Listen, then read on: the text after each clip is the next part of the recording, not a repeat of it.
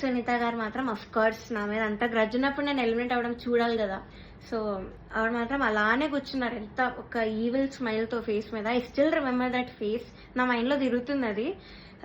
నేను మాత్రం ఏడుపు కంట్రోల్ చేసుకుంటున్నా, ఐఎమ్ కంట్రోలింగ్. లేదు, ఐ షుడెంట్ క్రై, నన్ను ఇంత టార్చర్ పెట్టారు, నేను ధైర్యంగా బయట పెట్టాలి, దానికి నేను ఏడవకూడదు, నేను మంచిగా ఎలిమినేట్ అవ్వాలి హ్యాపీగా అనుకున్నాను. సో నేను మాత్రం మంచి స్మైల్ పెట్టుకొని నించున్నా. అయితే లాస్ట్ ముగ్గురికి వచ్చారు, ముగ్గురు ఉన్నాం లాస్ట్కి. ఒకరు సేవ్ అయ్యారు, నేను ఇంకా ఇంకొక అన్న ఎలిమినేట్ అవుతాము, ఇద్దరం ఎలిమినేట్ అయ్యాము. అయ్యాక నాకు కొంచెం ఐ వాట్ ఎమోషనల్గా, అయినా కంట్రోల్ చేసుకొని వెంటనే ఐ గేవ్ అ స్మైల్. అయితే my mother she saw all of these కదా, సో ముందు నుంచి తట్టుకుంటూ వస్తున్నాం, ఇంకా తన వల్ల కాలేదు. సో మా మదర్ స్టేజ్ మీదకి వచ్చి నన్ను తీసుకెళ్ళిపోవడానికి ట్రై చేశారు అక్కడి నుంచి, ఆ ట్రాఫీ ఇవేం తీసుకోకు, వద్దు వెళ్ళిపోదామని. సో అదే ఎమోషనల్ మైండ్ సెట్తో సునీత గారి దగ్గరికి వెళ్ళి ఎందుకు ఇంత అన్యాయం చేశారు అని ఇలానే అనింది మా మదర్. బట్ సునీత గారు ఆవిడ రిప్లై మాత్రం, నువ్వు వెళ్ళి ఇక్కడ ముందు ఇక్కడి నుంచి దయచేయి అనింది.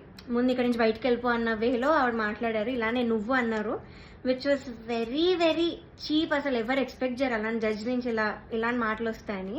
నేను కూడా ఎలిమినేట్ అయిన షోస్ కూడా ఉన్నాయి, నేను తమిళ్లో బాగా ఎలిమినేట్ అయ్యాను, టాప్ 5లో హాఫ్ మార్క్లో ఎలిమినేట్ అయ్యాయి. అది కూడా అప్పుడు మేమేమి ఇలా ఎమోషనల్ అయిపోయి ఏం చేయలేదు, బికాస్ ఆ జడ్జెస్ అంత బాగా మాట్లాడారు కాబట్టి మాతో.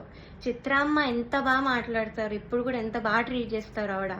ఆవిడ కాల్ చేసి కూడా మాట్లాడాను నేను ఎలిమినేట్ అయ్యాక, మమ్మీతో మాట్లాడారు, మనోజ్ సార్ కాల్ చేశారు, మాల్గుడి సుబ్బమ్మ మాట్లాడారు. అలా మాట్లాడతారు కానీ నువ్వు ఇక్కడ నుంచి వెళ్ళిపో, దయచేయి ఇక్కడ నుంచి దయచేయి అని అలా చెప్పారు ఆవిడ. అలాంటి వాళ్ళని మీరు ఇక్కడ ఎంత హైప్ చేసి పైన పెడతారో ఐ డోంట్ అండర్స్టాండ్ వై. ఇప్పటికైనా మీకు అర్థం కావాలి వాళ్ళ గురించి.